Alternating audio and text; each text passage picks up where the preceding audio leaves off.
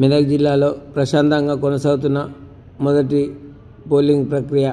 పాపన్నపేట టెక్మాల్ మండలం చంద్రుతాండ పోలింగ్ సరళిని పరిశీలించిన సాధారణ పరిశీలకురాలు భారతి లక్పతి నాయక్ పాపన్నపేట టెక్మాల్ హవేలి గన్పూర్ మండలాల్లో పోలింగ్ కేంద్రాలను పోలింగ్ సరళిని సాధారణ పరిశీలకురాలు భారతి లక్పతి నాయక్ పరిశీలించారు. ఎన్నికలు పూర్తిగా శాంతియుతంగా నిష్పక్షపాతంగా పారదర్శకంగా